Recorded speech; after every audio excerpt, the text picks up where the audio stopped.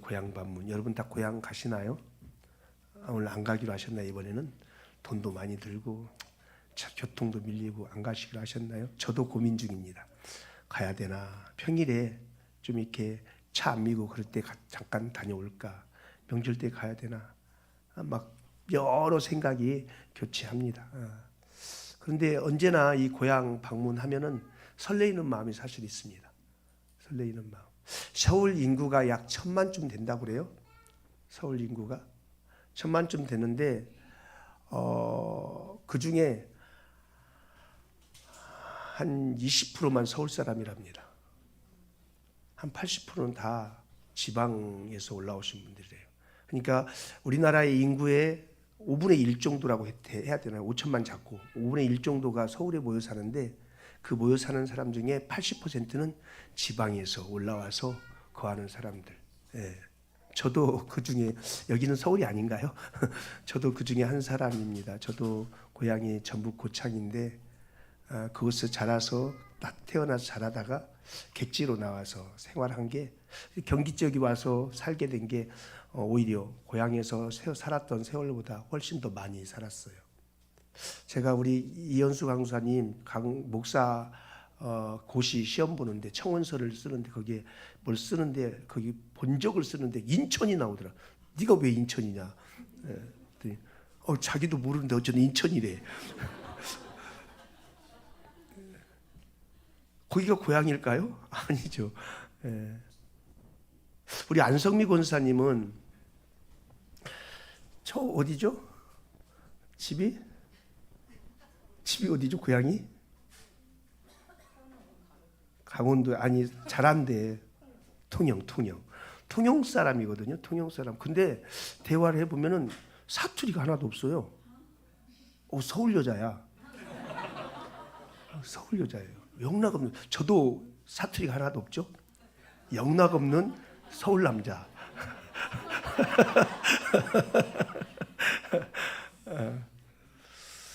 근데 여러분 그 태어난 곳이 고향일까요? 자란 곳이 고향일까요? 그죠? 예. 태어난 곳보다는 그 어린 시절을 자라고 했던 그런 곳이 고향이죠. 예.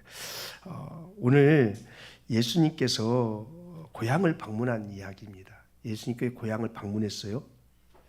예수님의 대부분의 시간들이 사실상 청년 때까지 나사렛이란 동네에서 자라나셨어요. 근데 여러분 잘 알고 있지만 예수님이 어디서 태어나셨죠? 그렇죠. 떡집이라고 별명 붙은 베들레헴에서 태어났지만 자라기는 나사렛에서 자라셨어요. 그러니까 예수님에게 고향은 어쩌면 나사렛이겠죠. 예. 그 다윗의 동네 나사렛, 예수님이 나신 곳, 그곳이 베들레헴인데 예수님은 나사렛에서 자라셨어요. 오늘 이 방문, 예수님의 고향 방문 내용을 조금 더 깊이 들여다보면은 53절에 이렇게 말씀하세요. 예수께서 이 모든 비유를 마치신 후에 그곳을 떠나서 고향으로 돌아가사 이렇게 말씀하세요. 고향으로 돌아가사. 그리고 이제 거기에서 어머니 얘기가 마을 사람들에 의해서 나오고 누이 얘기, 동생들 얘기가 그 마을 사람들에 의해서 나오고 있어요. 그런데 오늘 본문을 잘 살펴보면 이 이야기는 사실 비유 앞에 비유들이 있는데 비유 얘기와 동떨어져 있는 이야기 같지만 사실은 정확히 이 비유의 이야기의 결말과도 같은 이야기예요. 마태복음 12장 46절에 보면 이런 말씀이 나와요. 예수께서 무리에게 말씀하실 때에 그의 어머니와 동생들이 예수께 말하려고 밖에 섰더니 예수님이 어느 집에 들어가셔서 이제 가르치고 계셨어요. 그때 예수님의 어머니와 동생들이 예수께 말하려고 밖에 서성거리고 있는 거예요. 그래서 그 당시 예수님에 대한 가짜 뉴스들이 굉장히 많이 떴거든요. 가짜 뉴스들이. 예. 굉장히 많이 만들어져서 많이 돌아다녔어요. 예. 근데 그 당시 예수님에 대한 가짜 뉴스, 그 청년이 귀신 들렸대. 그래. 아니야. 사람 귀신 들린 게 아니라 정신이 좀 이상하대. 뭐 이런 소문들이 계속 떠돌고 다녔어요. 이런 소문이 확산되어지고 재생산되어지고 막 퍼져가면서 누구에게까지 들어갔겠어요? 그의 어머니 마리아에게, 그 가족들에게까지 들어갔지 않겠어요? 그래서 아이고 이거 큰일 났구나. 우리 예수가 이거 정신병 걸렸나? 이거 어떡하냐 하고서 그 소문의 진위를 알아보려고 이 동생들을 데리고 어머니가 수소문, 그 당시 수소문 안에서 찾는 것은 쉬운 일이었어요. 어렵지 않았어요. 수소문에서 그 예수님이 계시다는 그 집 앞, 문 앞까지 온 거예요. 그래서 그 안에 있던 사람들이 예수님의 그 어머니와 그 동생들이 서성거리고 있는 모습을 보면서 넌지시 예수님께 던지는 거죠. 선생님, 밖에 선생님 어머니하고 선생님 동생들이 와서 지금 선생님에게 만나보려고 기다리고 있어요. 서성거리고 있어요. 이렇게 얘기를 전한 거예요. 볼래요? 마태복음 12장 47절. 한 사람이 예수께 여짜오되 보소서 당신의 어머니와 동생들이 당신께 말하려고 밖에 서 있나이다 하니, 이 사람이 전달한 내용을 보면은 당신의 어머니와 당신의 동생들이 지금 무슨 말인지 자꾸 하려고 밖에 서 있습니다. 그렇게 예수님께 말씀드렸더니 예수님께서 그 이야기를 들으시고 반응하시는 예수님의 태도는 굉장히 당황스러운 태도였어요. 마태복음 12장 48절부터 50절까지 한 목소리로 함께 있습니다. 시작. 말하던 사람에게 대답하여 이르시되 누가 내 어머니이며 내 동생들이냐 하시고 손을 내밀어 제자들을 가리켜 이르시되 나의 어머니와 나의 동생들을 보라. 누구든지 하늘에 계신 내 아버지의 뜻대로 하는 자가 내 형제요 자매요 어머니이니라 하시더라. 여러분, 여기서 예수님께서는 놀랍게도 가족의 새로운 개념을 정리하고 계세요. 누가 내 어머니고 누가 내 형제냐? 사람들은 이때까지만 해도 혈연이 판단의 근거였고 이해의 기초였어요. 그런데 예수님은 그거를 일절 제거하시고 누가 내 어머니고 누가 내 형제가 되겠느냐? 내 아버지의 말을 듣고 그대로 행하는 사람, 그렇게 살아가는 사람이 내 어머니고 내 형제다. 그게 내 공동체, 내 형제들이 된다라는 이 정의를 내리시면서 말씀하시는 거예요. 그리고 나서부터 예수님께서 하셨던 이야기가 뭐냐면 비유의 이야기를 하셨어요. 약 4가지 정도의 비유의 이야기를 하셨어요. 씨 뿌리는 비유, 그죠? 겨자씨 누룩, 겨자씨와 누룩, 또 땅에 감춰진 보화 이야기, 또 밖에 이렇게 가라지와 가라지 비유 이야기, 이런 이야기, 그 이야기의 핵심은 천국에 관한 이야기예요. 천국에 관한 이야기. 그 이야기를 쭉 하시고, 그러면서 이 비유 이야기가 일관되게 흐르고 있는 게 뭐냐면 천국에 참 가족이 누구냐, 누가 천국 백성이냐, 누가 하나님의 사람이냐, 이게 제일 일괄적으로 흘러가고 있어요. 참된 주의 백성의 가치가 뭔지를 이 비유 이야기를 통해서 쭉 설명하시다가 오늘 본문에 있어서 13장 53절에 예수께서 이 모든 비유를 마치신 후에 그곳을 떠나서 고향으로 돌아가서 이렇게 표현해요. 그리고 그 고향에 들어가서 어떤 이야기로 이야기가 전개되고 끝나요? 형제들 이야기, 어머니 이야기로 이야기가 전개되어지고 마무리돼요. 시작이 샌드위치죠. 시작이 어머니와 동생들 이야기, 마무리가 어머니와 동생들 이야기. 그 안에는 천국에 관한 이야기가 담겨져 있어요. 그러니까 이 이야기는 비유의 결론과 같은 이야기예요. 오늘 결론은 하나님의 가족과 하나님의 백성이 되는 원리는 뭐냐? 사실상 그것을 예수님께서 가르치고 예수님께 그것을 보여주고 싶었던 거죠. 이제 그 부분에 대해서 좀 자세히 좀 들여다볼까요? 54절 한번 봅시다. 함께 읽을까요? 시작. 고향으로 돌아가사 그들의 회당에서 가르치시니 그들이 놀라 이르되 이 사람의 이 지혜와 이런 능력이 어디서 났느냐? 지금 어디서 가르치셨답니까? 그들의 회당에서 가르치셨답니다. 여러분, 예수님의 시각에서, 예수님의 입장에서 이 회당은 어떤 느낌이었을까요?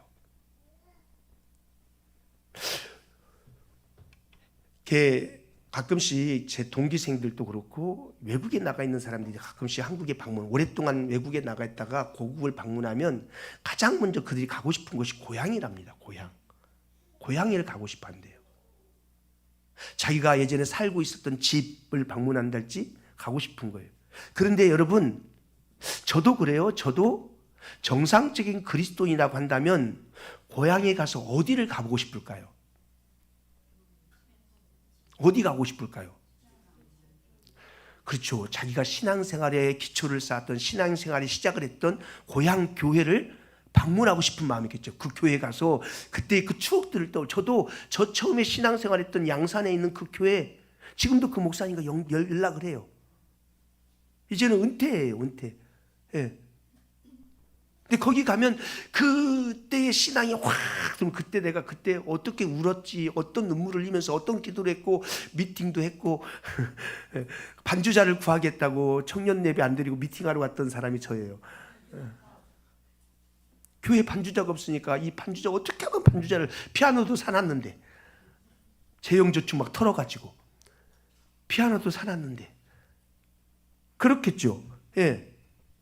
그러니까 예수님에게서 이 회당은 어떤 느낌이겠습니까? 회당.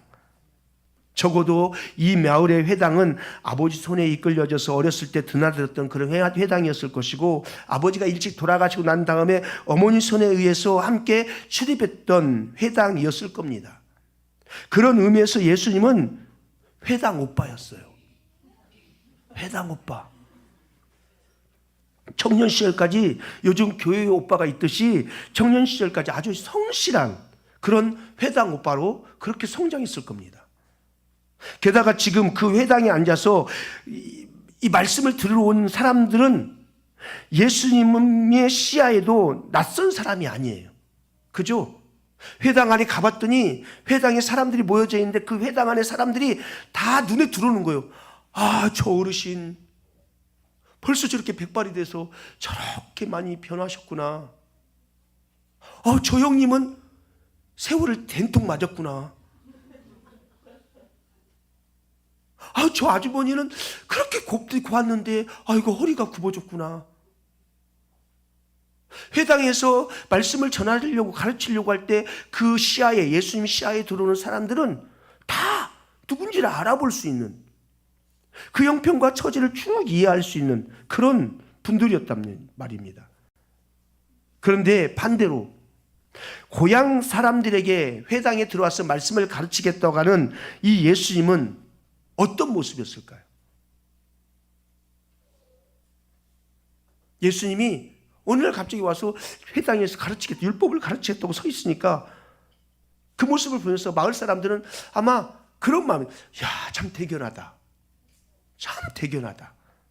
저 집 우리가 잘 아는데, 저 집 정말 찢어지게 가난했는데, 근데 잠깐 안 보이더니 얘가 아주 안 보이다가 왔는데 보니까 인물이 달라진 거예요. 애가 인물이 달라지고 말하는 게 다르다. 아니, 회당에서 그렇게 어려운 율법을 저렇게 가르친다니, 유대 사람들, 고향 사람들 입장에서는 그 청년이 얼마나 대단하고 얼마나 흡족했을까. 아이고, 찢어지게 가난하게 살더니 잘 됐네.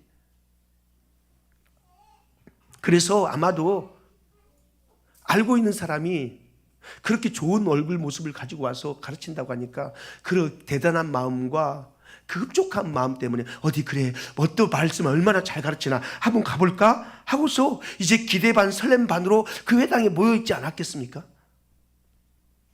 지금 그런 상황이란 말입니다. 청중도 예수님을 너무 잘 알고 예수님도 청중들을 잘 알아요. 청중들은 예수님이 어릴 때부터 키가 자라고 지혜가 자라면서 사랑을 받았던 그 예수라는 걸 너무 잘 알아요. 그의 어린 시절 그의 모습을 쭉 그들은 낱낱이 기억하고 있어요. 그런 그가 회당에 들어와서 말씀을 가르친다고 할 때 그들은 기대 반 설렘 반, 대견함과 뿌듯함, 그런 마음으로 말씀 앞에 섰을 거예요. 그리고 예수님의 눈에도 그 마을 사람들은 낯선 풍경이 아니었어요. 그런데 예수 입을 열어서 말씀을 가르치자 고향 사람들의 첫 번째 반응이에요. 첫 번째 반응, 54절에 그들이 놀라 이르되. 이건 그냥 아이 깜짝이야 이런 놀람이 아니에요. 이 놀람은 경이로움에 압도되는 그런 놀라움이었어요. 아니 이게 무슨 일인가? 아니 이게 무슨 말씀인가? 이런 경이로움에 압도되는 그런 놀라움이 그들 가운데 확 들어왔다는 겁니다. 믿겨지지 않는 그런 놀라움이었어요. 왜 놀랬느냐? 이 사람의 지혜와 이런 능력이 어디서 났느냐? 그 사람의 지혜로움과 그 사람의 능력 때문에 이들이 경이로움에 압도된 놀라움을 가졌다는 거예요. 여러분, 지혜가 있었다는 거 여기까지는 이해가 돼요. 그죠? 그런데 오늘 본문 안에 보면은, 오늘 본문 속에서는 예수님께서 능력을 행하셨다는 이야기가 기록되어 있지 않아요. 그런데 이런 능력이 하면서 놀랬대요. 학자들 간에는 말이 많아요. 그런데 여러분, 아마 본문에는 기록되어 있지 않지만 예수님께서 거기에서 아마 어떤 작고 큰 어떤 능력들을 잠깐 행하셨던 것 같아요. 그런데 그 능력 행하신 것을 굳이 기록할 이유가 없이 오늘 본문의 메시지를 전하고 싶었기 때문에 기록하지 않고 능력 그냥 지나갔던 것 같아요. 그러니까 능력을 행한 거죠. 예수님의 가르침, 이 지혜로운 가르침을 보고 그 능력을 보면서 이들이 놀랬다는 겁니다. 여러분, 우리는 여기서 이들이 왜 놀랐는가? 이 이유를 알아야 우리가 오늘 본문 속에서 우리에게 던지는 메시지를 제대로 잡을 수 있어요. 도대체 이 사람들이 왜 놀랐을까? 여러분, 왜 놀란 것 같습니까? 왜 놀란 것 같아요?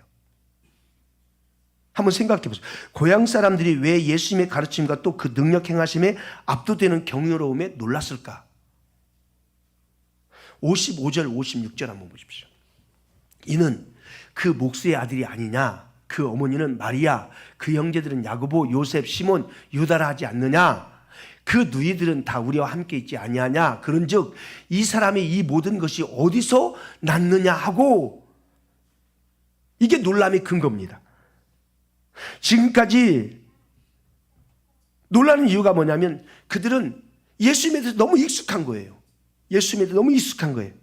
지금까지 예수님에 대해서 마을 사람들이 인지하고 있었던 것은 뭐냐면 그 사람 내가 잘 알지. 그 부모 우리가 잘 알지. 그 아버지 목수였잖아. 걔도 이 목수 일 좀 도와준다고 하면서 이렇게 같이 일하고 그랬었잖아. 그 동생들이 여기, 그 누이들이 여기 있잖아.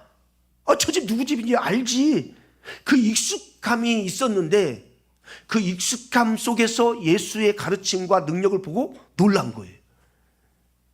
예를 들어서 여러분, 지금 우리 교회에 여러분 가운데 어릴 적부터 주일학교부터 시작해서 계속 우리 교회 다니고 콧질질 흘리면서 그 잘하던 엉뚱이라는 애가 있다고 쳐요. 엉뚱이.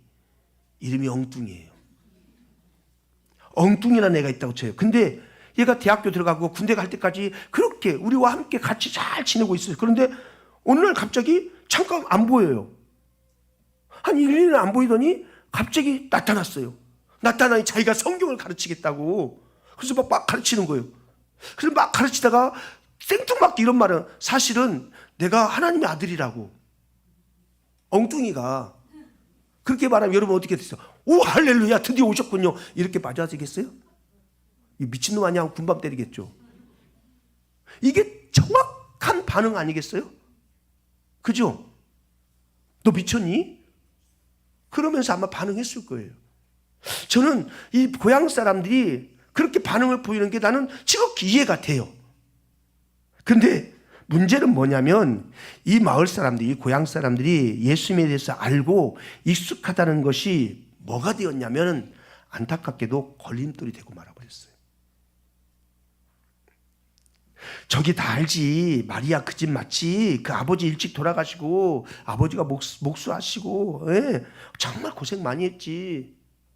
제가 제 아버지 따라 일 배우고 그랬었잖아. 참 또릿또릿하긴 했는데 참 그때 고생 많이, 저 집 찢어지게 가난했어. 아유, 내가 저 알지. 다 한단 말입니다. 유대 마을 가운데는요 공동체성이 굉장히 강했지 않습니까? 우리 지난주에 설교도 그랬지만 한밤중에 찾아온 이야기, 그것도 얘기했지만 공동성이 강하다 보니까 그 마을의 뒷집 앞집 이야기를 다 알아요. 그 마을에 누가 지금 오늘 생일이고 누구네 집이 오늘 저녁에 제사고 다 알아요. 우리 어렸을 때는 그랬어요. 그래서 누 집이 제사라고 그러면 얘야 종태가 쌀 한 바가 이렇게 담아가지고 그 집 갖다 줘라. 왜요? 그러면 그 집 제사다. 갖다 주고 그랬어요. 제사 지낼 때 보태라고. 네, 그랬단 말이에요. 생일이다 치면은 집에 동네 쫙 끝부터 시작해서 도는 거예요. 어르신, 아버지 또래 되는 분 어르신들한테 저기 어르신 누가 아버지 오늘 우리 아버지 생신인데 우리 아버지께서 아침 식사 같이 하시자고 꼭 모시고 오시랍니다. 일어나서 저는 우리 아버지 생신 때 일어나서 하는 일 그거였어요. 뛰어다니면서 또 다 모시러 다닌 거예요. 안 오시면 또 가봐라. 또 갔다 오고. 갔다 왔는데요. 또 가봐라. 이 마을의 사정을 너무 잘 아는 거예요. 예. 이게 유대인들의 공동체성이거든요. 그러니까 이들은 다 아는 거예요. 다 아는 거예요. 예. 낯설지 않아요. 그래서 예수님의 그 지혜와 그 능력에 마을 사람들이 놀랬다는 거예요. 그런데 그 놀람의 근거가 익숙함 때문에, 알고 있다는 사실 때문에 그의 지혜로운 말씀과 그 가르침을 받아들일 수가 없었다는 거예요. 이 마을 사람들의 문제는 나 잘 알아. 나 그거 알지. 그러다 보니까 이 예수님의 선포와 가르침에 대해서 도무지 믿을 수 없고 받아들일 수 없게 되었다는 겁니다. 여러분, 우리가 신앙생활을 하면서 너무 익숙해져 버린 신앙생활을 하면은 내가 알고 있는 것에, 내가 경험했던 것에 너무 익숙해져 있게 되면은 우리가 누군가의 메시지 이것들을 받아들이기가 쉽지 않아요. 그래서 우리는 신앙생활을 하면서 익숙함 때문에, 내가 알고 있는 그것 때문에 선포되는 말씀 앞에서 좀 우리의 익숙한 신앙생활에서 좀 거리를 두는, 익숙함으로부터 좀 멀어지는 연습을 하는 게 어쩌면 좋아요. 저는 성경을 1년에 한 번 정도 성경을 바꿔요. 바꾸는 이유는 성경을 읽다가 계속 밑줄 치고 그랬던 것들, 그래서 성경을 읽다 보면 그 부분에 자꾸 멈춰서요. 새롭게 보지 않으려고 하고 잠깐 밑줄 치고 동글매기 치고 빨간불 치고 그랬던 것을 거기에 집중을 해서 봐요. 그래서 의도적으로 저는 성경을 바꿔요. 그리고 지금은 아예 성경은 서재용 성경이 또 따로 있어요. 갖고 다니는 것을 아예 밑줄도 안 쳐요. 네. 너무 익숙해져 버리면 거기에서 또 새로운 것을 보지 못하기 때문에 우리 신앙이 그래요. 너무 내가 신앙생활하는 것이 익숙함 속에서 빠져 있으면은 우리는 하나님께서 우리에게 던지는 새로운 메시지 앞에 귀가 열려지지 않아요. 제가 여러분, 사람에게 익숙해지는 것은 굉장히 무서운 겁니다. 제가 목회를 하면서 제 마음 안에 계속 던지는 어떤 무게감 있는 그 외침은 뭐냐면요, 사역을 일로 하지 않으려고 해요. 사역을 일처럼 하기 시작하면요, 너무 익숙함에 젖어서 어떤 문제들을 그냥 일처리로 끝내요. 일처리. 예를 들어 성도의 장례식이 있다고 쳐요. 그런 장례식을 일로 하면은 그냥 장례 예배, 입관 예배, 위로 예배, 입관 예배, 발인 예배, 하관 예배, 그냥 끝. 그 성도의 그 아픔, 그 성도의 그 쓸쓸함, 허전함, 이런 마음에 전혀 깊이 들어가 보지 못한 채 일로 처리해 버리는 거예요. 얼마든지 할 수 있어요. 그러나 저는 성도들의 그 상황을 제 일로, 제 아픔으로 받아들이는 거예요. 성도 중에 누가 아프다 하면은 그 아픈 것을 그냥 일로, 그냥 아프니까 기도합시다, 그 정도로 끝내지 않고 그것이 내 아픔처럼, 내 문제처럼 깊이 가지고 들어가서 나도 고민해 보면서 그것을 향하여서 마음을 드리는 거예요. 사역을 일로 하지 않고 익숙함으로 하지 않고 그 일을 통해서 하나님께서 우리에게 뭘 말씀하시려고 하실까? 그러면서 그렇게 그 앞에, 익숙한 그 일들 앞에 마음을 내려놓는 거죠. 여러분, 우리 요한이 문제로 인해서 우리 공동체가 기도로 요청을 받았어요. 근데 여러분, 우리는 그래서 요한이의 병 낫기를 위해서 기도했어요. 근데 여러분 가만히 생각해 보세요. 하나님께서 요한이 병 때문에 우리를 기도로 초청했을까요? 제가 저녁 기도를 하면서 계속 제게 던지는 것들이에요. 요한이 병 낫는 문제를 위해서 우리에게 기도로 초청했을까요? 그렇지 않아요. 하나님은 어떤 문제를 그 문제 때문에 문제를 일으키지 않아요. 결국은 그 문제를 통해서 어디 앞에 서게 하는 거예요? 하나님 앞에서 하나님을 발견하게 하려고, 하나님을 만나게 하려고 그 문제를 주시는 거예요. 그러니까 우리가 요한이 문제를 놓고 기도할 때 요한이만을 위해서 기도하면은, 그러면 그것은 하나님께서 원하셨던 목적을 뭐 한 30%밖에 못 이루는 거예요. 정말로 하나님께서 이루시고 싶은 것은 그 일을 통해서 네가 하나님 앞에 서서 하나님을 만나라는 거죠. 너네 공동체가 이 일을 통해서 하나님을 앞에 서서 하나님을 만나라. 요한이 문제 때문에 기도하기 시작했지만 그 요한이 문제로 인해서 하나님 앞에 나갔다가 하나님을 만나는, 그래서 하나님이 이런 분이시구나, 내 하나님이 이러한 하나님이셨구나, 이것을 발견해내는, 이것을 위해서 하나님은 문제를 주고 사건을 주시는 거 아니겠습니까?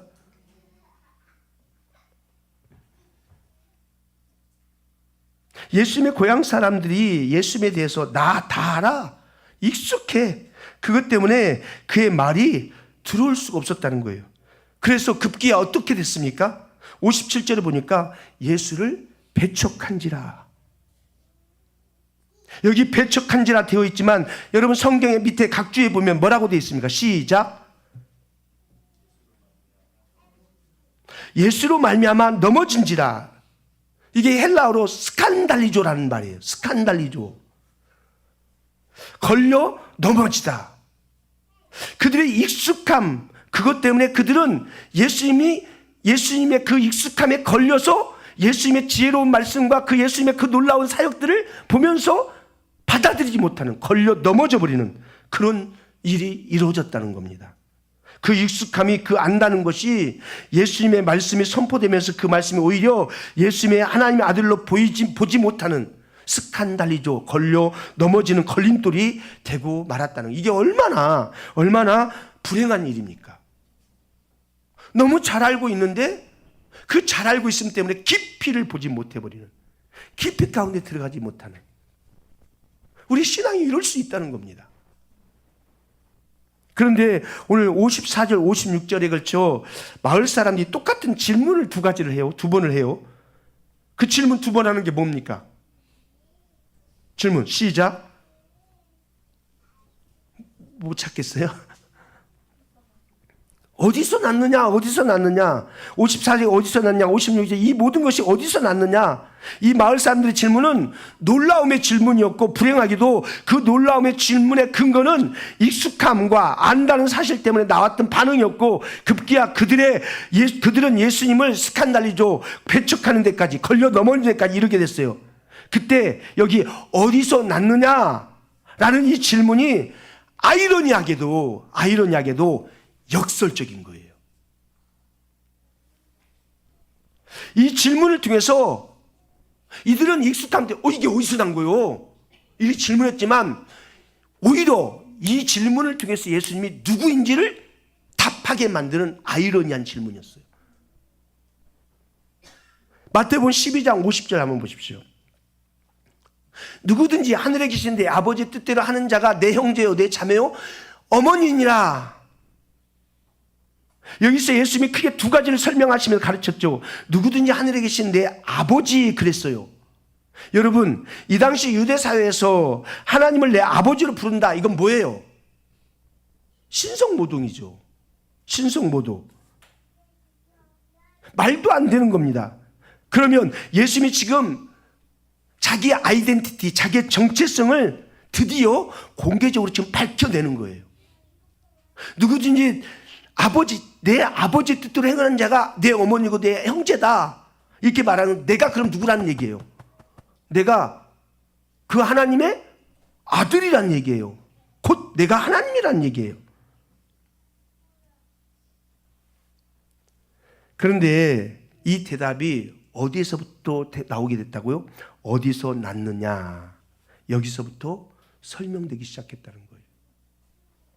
그러니까 정작 고향 사람들은 익숙하다는 사실 때문에, 잘 알고 있다는 사실 때문에 이 선입관이 확 지배하고 있어서 받아들일 수가 없었어요. 오히려 스칸달리죠. 걸려 넘어지게 되었어요. 그런데 그들의 입에서는 어디서 났느냐로 답을 만들게 만들어요. 참 아이러니하죠. 지금 혈육의 이야기로 시작된 이 비유의 모든 교훈이 혈육 이야기로 끝나요.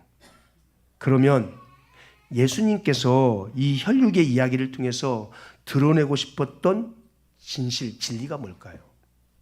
그게 뭘까요? 예수 그리스도께서 구원자가 되시고 내 죄를 대속하기 위해서 하늘 보좌를 버리시고 이 땅에 오신 이 사건은 인간의 이해나 인간의 논리나 인간의 이성이나 판단으로 절대 깨달을 수 없다는 겁니다. 절대. 제가 땅에 감춰진 보화 이야기를 통해서 잠깐 했었죠. 우리들은 이미 예수를 믿고 이쪽으로 넘어왔기 때문에 말씀을 듣고 성경을 읽으니까 믿어져요. 그런데 사실은 우리가 어느 쪽에 있었어요? 우리의 귀가 없었어요. 볼 수 있는 눈이 없었어요. 영적으로 죽어 있었던 상태였어요. 그런데 예수 그리스도께서 오셔서 십자가의 죽으심으로 우리를 주의 백성으로 건져내시고 눈을 만들어주시고 귀를 새롭게 만드셔서 들리고 보게 하는 은혜를 주셨어요. 그래서 내가 예수 그리스도의 구원이 없이는 살아갈 수 없는 존재라는 사실을 고백하면서 살게 만드신 거예요. 이게 여러분 혈육으로 됐습니까? 이게 우리의 힘으로 된 겁니까? 이 모든 비유의 이야기가 그 얘기하고 싶은 거 아니겠습니까? 천국 백성은 그냥 너의 힘으로 되는 게 아니라 하나님께서 어느 날 발견되게 해야 되어지는 거라는 겁니다. 우리는 십자가를 바라볼 때 자동적으로 여러분 머릿속에 뭐가 생각나십니까? 십자가 하면 뭐가 생각나십니까? 목걸이가 생각나십니까? 금목걸이 요즘 금값 비싸서. 십자가 뭐가 생각나십니까? 떠오르는 것은 예수 그리스도께서 십자가 위에서 나를 대신해서 내 죄를 사하시게 죽으셨지. 여기에 몰두합니다. 네, 맞죠? 맞아요. 우리는 당연히 십자가면 십자가 위에서는 예수님이 나를 위해 대신하니 그 일들에 대해서 몰두할 수밖에 없어요. 그런데 진짜 예수 그리스도 깊이 안으로 들어가려면 무엇이 먼저 전제되어야 되느냐? 그 십자가 위에서 내가 한 일이, 십자가 달린 예수를 보면서 내가 한 일이 자각되어야 돼요. 그 십자가에서 내가 저지른 죄를 직면하지 않으면 그 위에서 죽으신 예수님의 죽음의 의미가 깊이 있게 내 안으로 들어오지 않아요. 그냥 나를 위해서 십자가에 죽으신 분이셔, 이 정도로 그냥 그치고 말아요. 그런데 그 십자가에 죽으신 예수가 내 죄와 연결되어져서 내 죄가 내가 이런 죄악이었는데 그분이 이렇게 죽으셨구나, 이게 자각되어지고 깊이 부딪혀지고 그게 뚫려질 때, 그때 비로소 예수와 연결되어지는 거예요. 오늘날 이 근현대 사회를 통해서 기독교는 점점 현대인들이 종교 정도, 그냥 종교 정도 하나씩 있어야지, 그냥 현대인들이 문화생활을 하는데 교양 있는 삶을 위해서 그냥 액세서리 정도로 기독교가 취급되는 경우가 너무 많아요. 아니면은 4대 성인 중에 한 사람, 인류를 위해서 좋은 영향을 끼쳤던 어떤 한 사람 정도로 이해하는 경우가 너무 많아요. 여러분, 기독교가 종교입니까? 기독교는 예수이면서 동시에 기독교는 십자가 없이는 설명될 수가 없어요. 우리가 젊든 우리가 늙든 우리가 어리든 인생을 가면서 사소한 고통에서 갑자기 고통이 몰아닥치는 폭풍 같은 일을 경험할 수 있어요. 우리는 그런 것들을 다 겪으면서 지나가요. 그런데 여러분 기억하십시오. 하나님은 단 한 번도 하나님의 백성들이 겪는 그 고통을 목적으로 주신 적이 없어요. 우리 인생의 고통이 목적이 아니었어요. 풍랑, 그 고통, 그 아픔, 그것을 통해서 결국 모든 하나님의 자녀들이 십자가 앞에, 하나님 앞에 서서 내가 누구인가, 그리고 그분은 누구인가를 발견하게 하려는 것이 목적이었지, 풍랑이 목적이 아니었고 고통이 목적이 아니었다는 거예요.